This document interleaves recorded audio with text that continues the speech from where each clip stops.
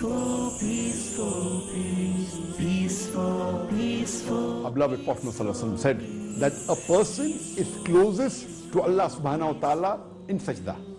And this is the time you should increase your supplication. Peaceful, peaceful, peaceful, peace, peaceful, peaceful, peaceful, peace. Who is better in speech than one who invites to the way of thy Lord, works righteousness and says the right. Peaceful, peaceful, peaceful, peace, peaceful, peaceful, peaceful, peace. Since the musical instruments are haram, a human being imitating the haram musical instrument, according to scholars, is also haram. Peaceful, peaceful, peace, peaceful, peaceful, peaceful, peace, peaceful, peaceful, peaceful, peace, peaceful, peaceful, peaceful, peace.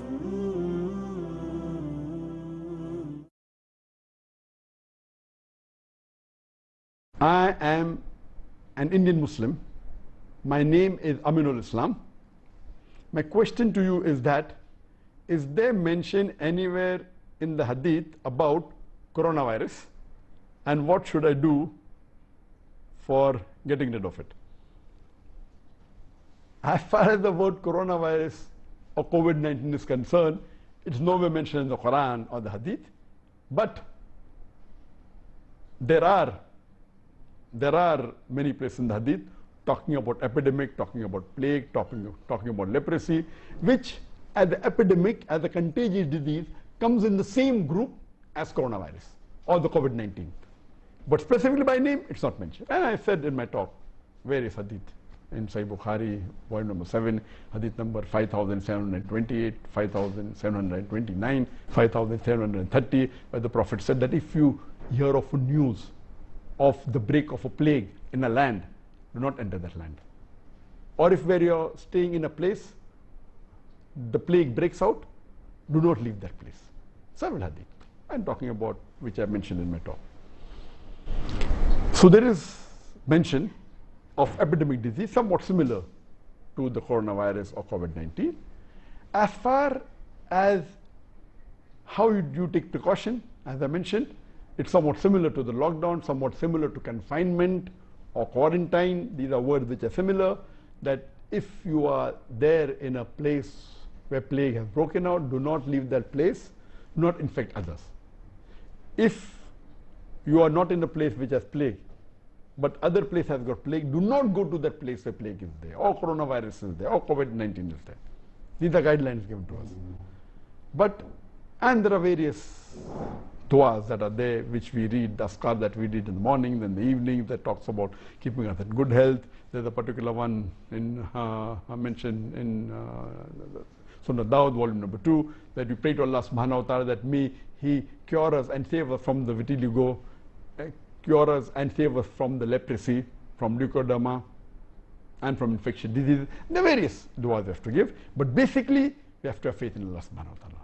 And as is mentioned in Sahih Bukhari, volume number 7, hadith number 5734, that if a Muslim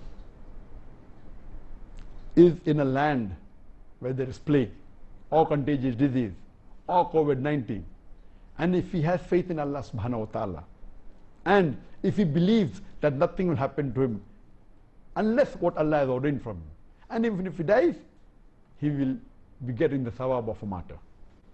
And we do pray many a time, and even I pray most of the time, that may Allah forgive all our sins and put us in Jannatul Firdaus in the company of Muhammad sallallahu alaihi wasallam and the Anbiya and the Shuhada, etc. But I also pray that give me the opportunity to be a shaheed. When we talk about a shaheed, normally in our mind is, that when we go for qital in the way of Allah subhanahu wa ta'ala, bearing witness, we give up our life. Second category can be that being a da'i, that because we are spreading the message of Allah subhanahu wa ta'ala, if we have a large number of following, we even have a small percentage of that large number as enemies. If we have 100 million followers, so surely you will have tens of thousands of enemies in the world. And there are chances that this enemy may kill you, and if you die, bearing witness to Allah subhanahu wa ta'ala, die, even then you're called a shaheed. And even if you die in a plague, believing what's ordained for you by Allah, and what is destined, and if you die, then our beloved Prophet said you get the sawab of a martyr. And we pray to Allah subhanahu wa ta'ala that may He raise all of us, all the viewers in Jannah, in Jannat al-Firdaus, and may He give us company with the martyrs. I am Muhammad Wahiduzama and I am from Dhaka, Bangladesh. My question is, there is no contagious disease in Islam. Is it true? No, it's not true. To say there is no contagious disease in Islam is not true at all. And I quoted several hadith giving us what precaution we should take when there's the plague, and plague is a contagious disease. The Prophet spoke about leprosy. The first contagious disease that I can think of in the history of Islam is mentioned in the Quran, in Surah Baqarah, chapter number 2, verse number 59, talking about the Bani Israel. That at the time of Musa alayhi salam, the Bani Israel, they were transgressing. They were not following the commandments of Allah subhanahu wa ta'ala. So Allah says in Surah Baqarah, chapter number 2, verse number 59, that these transgressors, the Bani Israel, Allah will send a plague on them. So the first mention in Islamic text, the earliest that I know of any plague mentioned that I can think of, is at the time of Bani Israel, at the time of Musa alayhi salam. When they were transgressing, not following Allah subhanahu wa ta'ala, Allah sent a plague on them as a punishment. If you read historical record by Tabari, Tabari says that in 18 Hijri, 18 AH after Hijri, in Palestine, in a place known as Amwas, a plague came and 25,000 people died because of the plague. And from the people who died, there were many Sahabas. Some were from the Ashra Mubashirin, for example, that Abu Jarrah, Abu Ubaidah bin Abu Jarrah, the Sahaba, may Allah be pleased with him. He was one of the 10 people who were promised paradise, and he was amongst one of the people who died in the plague. And 25,000 people died. Imagine at that time when the population was small. If you read the historical records of Ibn Tagir al-Bardi, he writes that up to 131 Hijri, AH, 15 plagues came, and he quoted the time and the... So plague is there since ages and centuries, even in Islam it is there. So it's wrong to say that there is no contagious disease in Islam. The next question is, I am Abdul Rahman from Riyadh, Saudi Arabia. Our Prophet, peace be upon him, said, there is no adwa, contagious disease. Is this not contradicting with the medical science? Yes, there is a hadith of a beloved Prophet sallallahu alaihi wasallam. It is in Sahih Bukhari, volume number 7, hadith number 5707, where the beloved Prophet said there is no adwa. Adwa means contagious disease. What you have to understand, that you have to read, and it says that there are no bad omens, etc., and it continues the hadith. But if you read the sharah and the commentary of this hadith, it says that here what the Prophet meant was, when there is no adwa, there is no contagious disease which can be conveyed without the permission of Allah subhanahu wa ta'ala. It means that no one can acquire any contagious disease unless it is permitted by Allah subhanahu wa ta'ala. It is not just a blanket statement that there is no contagious diseases. Otherwise, as you mentioned correctly, it would be against medical science. There are, and if you read the complete hadith, the hadith says there is no adwa, there is no contagious diseases, meaning there is no contagious disease. It is not conveyed unless with the permission of Allah subhanahu wa ta'ala, and there is no bad omens, etc. And it says that if you see a leper, run away from it as though you have seen a lion. This indicates that leprosy is a contagious disease, and the Prophet is advising you, when you see a person having contagious disease, you run away, indicating there is contagious disease. So if you read the complete hadith, you understand that the context is that you cannot get any contagious disease or any disease unless with the permission of Allah subhanahu wa ta'ala. And the other hadith I quoted, that we have to take precaution during contagious diseases. So that means, of course, there is contagious disease, but have faith in Allah subhanahu wa ta'ala that nothing will befall you unless, except with the permission of Allah subhanahu wa ta'ala. So according to the hadith, there are contagious diseases. According to the Quran, there are contagious diseases. Quran says that Allah subhanahu wa ta'ala sent plagues on the Bani Israel. And Surah Baqarah, chapter number 2, verse number 59. So there are contagious diseases. Allah says and the Prophet said what precautions you should take. But it's giving an indication that have faith in Allah. It will not harm you except with the permission of Allah. Hope that answers the question. Peace, peaceful, peaceful, peaceful, peace. There's a question that how can we again start Peace TV Bangla in Bangladesh? I'm aware that because of the allegation laid by the Indian government more than 3 years back, Bangladesh was forced to ban Peace TV. It's banned in just few countries, including Bangladesh. But what we did last year, a year back, we launched the Peace TV mobile app. You can go to the App Store if you have an iPhone or an iOS. If you have an Android, you can go to the Google and download Peace TV Network app free. And even now, inshallah, thousands of people are watching this program on the Peace TV app on the mobile. You can see on the Peace TV mobile app, it's all the 4 channels available: Peace TV English, Peace TV Urdu, Peace TV Bangla, and Peace TV Chinese also. Second, just yesterday, the 1st of Ramadan, we launched our new website, www.zakirnaik.com. And on the website, if you go, there is a live Peace TV icon. If you click on that, it will open up into 4 channels: Peace TV English, Peace TV Bangla, Peace TV Urdu, and Peace TV Chinese. And you click on that icon, whichever language you want to listen, you can listen. One advantage that is there in this mobile app and on the Peace TV, that is Zakir Naik website, you can even go to peacetv.tv. Even there you can see it live.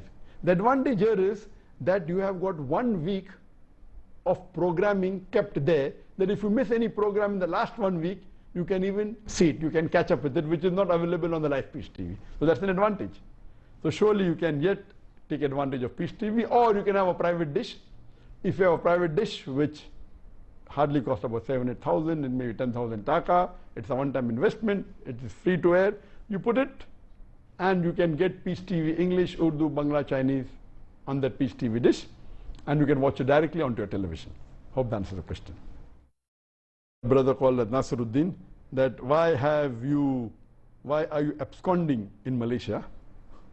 I'm not absconding in Malaysia. People know that I'm staying in Malaysia, in Putrajaya. What he may be meaning that why did I run away to Malaysia, or why did I come to Malaysia? And you know that there was an allegation by the Indian government because of the popularity, and many people were accepting Islam, and the new government, the BJP government, again is a Muslim, and they had a lot of agenda. So they laid allegation against me, first on terrorism, they could not prove it. Then they said hate speech, they could not prove it. Then they went to money laundering, that also they cannot prove it. Then they tried to give me a bait and tried to convince me to come back at a compromise, which I didn't agree. Basically, I did Hijrah. And Hijrah for the sake of Allah subhanahu wa ta'ala. I, being a da'i, when I felt that my life was in danger, I did Hijrah. And this is the sunnah of the prophets and the sunnah of Muhammad sallallahu alaihi wasallam. And I was happy that Allah made it possible for me to follow one of the sunnahs of the Prophet, which very few people can do. I did Hijrah, and I chose Malaysia. The reason is because I feel Malaysia is one of the best available Muslim countries in the world. Most of the Muslim countries in the world today have got problems. The best available amongst the Muslim countries, more than 56 that are there, I felt Malaysia was the best. That is the reason I came here. The reason I felt Malaysia was the best is, number one, that Malaysia is away from the war zone. You know, many Muslim countries are in the war zone, especially in the Gulf region. You have war in Yemen, you have war in Syria. So this Malaysia is away from the war zone, number one. Number two, it's away from the wrong influence of the Western countries. You know, people, the Gulf countries and Muslim countries close, which are in Europe and otherwise, they're under the influence, the bad influence of the Western countries, which Malaysia is away. It has very little influence of America and the Western countries, number two. Number 3, Malaysia is the country which has the strongest passport amongst the Muslim countries. A Malaysian can travel to 185 countries without any visa. This was, I checked up last couple of months back. USA may be additional 2 countries. The highest is Japan, 190 countries. Then is Singapore, 189 countries. Then maybe UK, USA, 187, 186. Malaysia is 185 countries. The strongest passport amongst all the Muslim countries. That is point number 3. Point number 4, amongst the non-Arab Muslim countries, I'm not talking about the Arab Muslim countries, the non-Arab Muslim countries, on an average, a Malaysian, according to me, is a more practicing Muslim than an average Indian or average Pakistani. I do not mean bad for the Indians or the Pakistani, even I am an Indian Muslim. An average Indian Muslim or average Pakistani Muslim or a Bangladeshi Muslim, any non-Arab Muslim, Malaysia is, on average, a Malaysian Muslim is more practicing. You have the percentage wise, if you see a survey that says that in India, the Muslim coming to the 5 times compulsory Sun mosque is just a minute percentage. In Malaysia, it's a high percentage. The people fasting is a high percentage. That's the reason, as compared to the other non-Arab Muslim countries, the practice of Islam is stronger. That's point number 4. Point number 5, that in Malaysia, the federal religion is Islam. So you don't have to feel shy to call yourself Muslims. There are many Muslim countries where you feel shy to call yourself a Muslim. The majority are Muslims, more than 90% are Muslim, but because of the atmosphere, because of the so-called secular government calling themselves Muslims.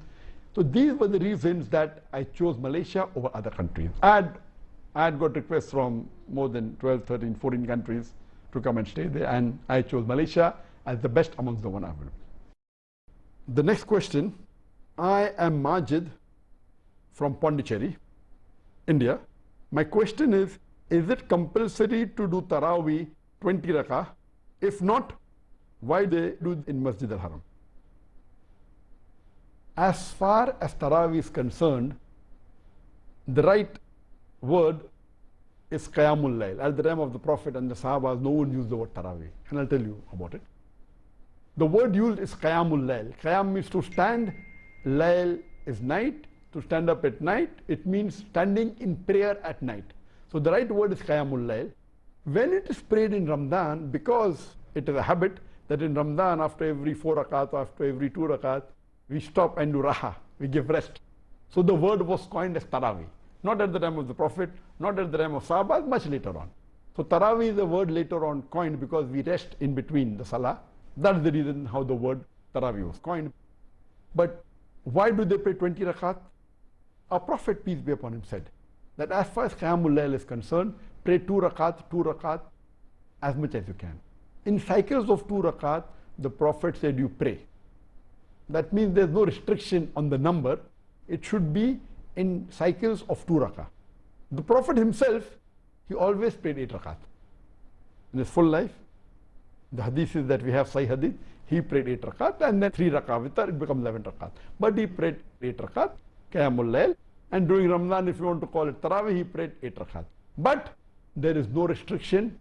He clearly mentioned you can pray as much as you want. We have records that at the time of Hazrat Umar, may Allah be pleased with him, people prayed 20 rakat. You have Sahabas who prayed 36 rakat, even at the time of the Prophet. So there was no restriction. So the afzal is that you pray 8 rakat, but there is no harm praying 20 rakat. The more afzal is that the longer you pray, the better. If you pray 20 rakat at a speed of a bullet train, better pray 8 rakat at a slow pace. It will get you more sawab. The time and the duration is more important. You can pray in multiples of 2. Why in Haram do they pray 20 rakat? Because the majority of the Muslims in the world, they're Hanafi, about 50%. And in their school of thought, which is valid, that they pray 20 rakat. So maybe the authorities of the Haram didn't want to displease, and since it is permissible not to cause a displeasure among Muslim Ummah, most of the mosques in Saudi Arabia pray 8 rakat. But in both the Haramain, they have 20 rakat. It is valid. It is permissible. The good thing about the 20 rakat in the Haramain is it is long. It is in a proper speed, not at a frontier mill, not at a bullet train speed, like many of the mosques you have in other countries. It's good. You have the sukoon, you have the sakina, you have the khushu. That's more important. Hope that answers the question. My name is Shahid. I'm a big fan of you from New Delhi. Due to lockdown, we cannot go to the mosque for Taraweeh. We don't have any hafid to lead the Taraweeh. Can I lead Taraweeh by holding a tablet or a Mushaf to recite the Quran? A similar question is also asked by Bilawal Bhutto from Karachi, from Pakistan. And the question is that can I offer Taraweeh with holding Quran, Mushaf in my hand for reciting Quran if I don't remember the Quran? As far as the opinion or the verdict on can a person hold the Quran or a Mushaf or a tablet or a mobile while reading Taraweeh, can read from it, majority of the scholars, they say yes, you can. And there is a hadith in Bukhari in volume 2 in hadith number 145. The Hazrat Aisha, may Allah be pleased with her, she had a slave man who used to be the imam in Taraweeh, and he used to hold the Mushaf and read from it during Taraweeh because he was not a hafid. According to the opinion of Imam Malik, Imam Hanbal, Imam An-Nawawi, all of them say that you can in Taraweeh hold a Mushaf, and today you can even hold a mobile phone or a tablet. It is totally permitted. It is allowed. Though some people say, I know that when you hold a tablet, you cannot keep your hand on the chest, and when you turn the pages of the Quran, then your concentration goes down. But most of the fuqaha say it is permitted. Some have said that in a fard salah you should not do because Taraweeh is a sunnah, it is permitted.